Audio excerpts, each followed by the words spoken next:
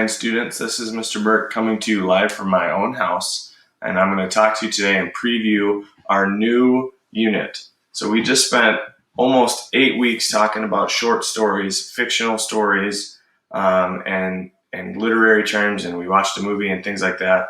The next thing we're going to start to talk about is more kind of a real life thing, and that's media and social media, communication, and all of those things. So as we go over the next handful of weeks, we're going to spend some time learning about the media landscape, the information age, where we're at as a society with the way that we consume information in real time. So we're pivoting away from short stories and literary terms and fiction into something that affects our day-to-day basis, which will be really exciting.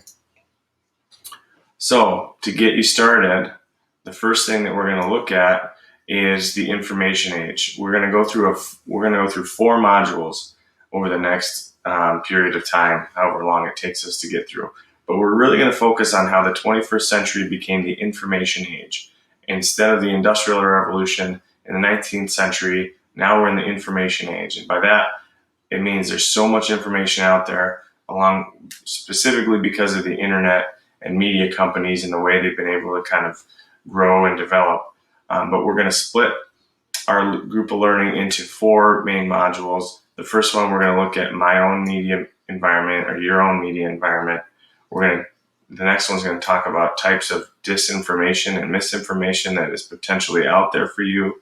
Module 3 talks about fact checking and why that's important to verify the things that you're consuming, the media that you're consuming, because it's not all true. And the 4th thing is us teaching digital skills. And so we're going to evaluate all these different things, and by the end, you're going to put together a workshop or a presentation where you kind of share the things that you learned. So it's going to be a lot of fun and hopefully a lot of learning and new things that you maybe haven't thought of before. At the end of the day, our goal is to teach you how social media platforms and a lot of the media that you consume is out there to prioritize user engagement.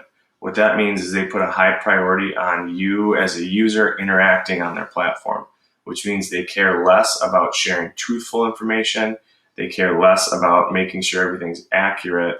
They care more about making sure you log on every day and you interact and view the ads that they sell, and that you spend enough time on there where they can get money for you being on the social media or the different apps and things like that that you consume media on. So we're going to talk about why that's important to know and how that affects our life and what we consume on there. Also, how these platforms that are social media, like Twitter, Instagram, Facebook, TikTok, all of those, they have algorithms, right? And you guys are aware of this. They show you things that you like, or things that are patterns of things that you like, and how that confirms pre-existing beliefs you have, and how that shapes your world differently depending on who you are and the things you like. So that's what we're going for over the long term. Some of the things that we're going to talk about as we go through there: what makes online information difficult to navigate? What does your personal media environment look like? What things contribute to the personalization of your own social media? How does your media environment affect your understanding of the world? This is a big one. So our worldview is shaped by the media that we consume and the things that we're around. And so how does your media environment or your media use contribute to that? And then after you learn all that, we're going to talk about something that you might want to change, if there's anything that you want to change with your habits. So specific learning targets that we're going to talk through. We're going to talk through how the information landscape can be hard to navigate. We're going to analyze our own use of social media platforms and identify patterns. We're going to look at how social media platforms choose what to display on their feeds and what motivates them to do that, which hopefully will be kind of new learning for you and important. We're going to look at how our own confirmation bias, what is that, and how it impacts our society, basically, that we have. If we only see things that we like all the time, how do we handle it when we see something that we don't like? And what do we do at that point? And then we're going to look at social media algorithms and how that can lead people to false or extreme content. And so the danger is there's always information being put out there that's really not true, and what happens when these algorithms feed us that information.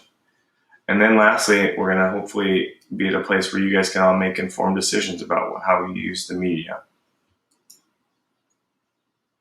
So to get to all that learning, we're going to go through a series of tasks. The first being, these are all names of the different tasks, but there's 6 tasks in Module 1. It's probably going to take us a couple weeks to get through. But we're going to kind of look through today's landscape. We're going to look through our own landscape of media, like what are the things that we're consuming individually on a day-to-day basis. And then we're going to look at who's in control of that. Are you in control of that? Is some algorithm in control of that? What is a filter bubble and a confirmation bias? We're going to spend some time with that. And then we're going to look at how misinformation is created with our own confirmation bias and the computer algorithms that's feeding us information. So that's kind of Module 1 in a nutshell. And as we go, you're going to spend some time learning at these different tasks that you're going to have to do. So I'm going to end this video, and then we're going to get started on our first task, which is today's information landscape.